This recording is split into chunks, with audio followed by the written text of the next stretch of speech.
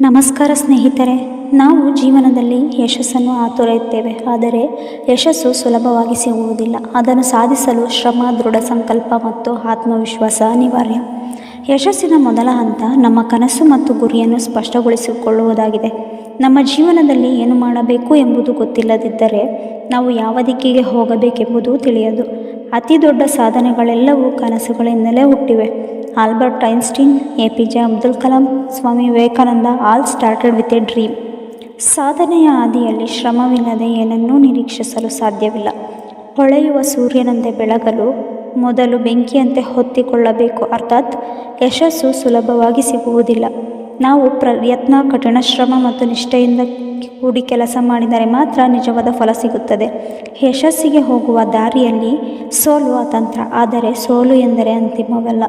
ಸೋಲು ಯಶಸ್ಸಿಗೆ ನಾಂದಿ ಎಂಬ ಮಾತಿನಂತೆ ಪ್ರತಿಯೊಂದು ಸೋಲು ನಮ್ಮನ್ನು ಮತ್ತಷ್ಟು ಬಲಿಷ್ಠರನ್ನಾಗಿ ಮಾಡುತ್ತದೆ.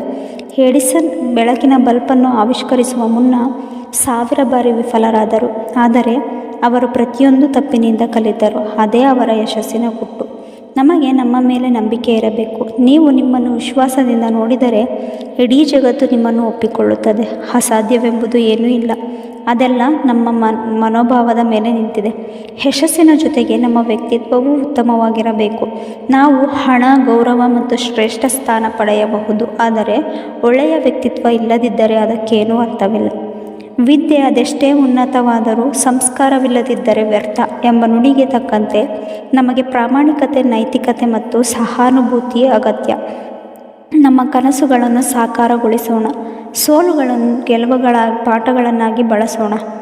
ಶ್ರಮ, ಧೈರ್ಯ ಮತ್ತು ಆತ್ಮವಿಶ್ವಾಸದಿಂದ ನಮ್ಮ ಗುರಿಗಳನ್ನು ಸಾಧಿಸೋಣ. ಬದುಕು ಸವಾಲುಗಳ ಜೊತೆ ಕೂಡಿದ ಹಾದಿ, ಆದರೆ ತೊಡಕುಗಳನ್ನು ದಾಟಿದಾಗಲೇ ನಾವು ವಿಜಯಶೀಲರಾಗುತ್ತೇವೆ. ನಾವು ಪ್ರಯತ್ನಿಸಿದಷ್ಟು ನಮ್ಮ ಯಶಸ್ಸಿನ ಮುನ್ಸೂಚನೆ ಹೆಚ್ಚು. ಧನ್ಯವಾದಗಳು.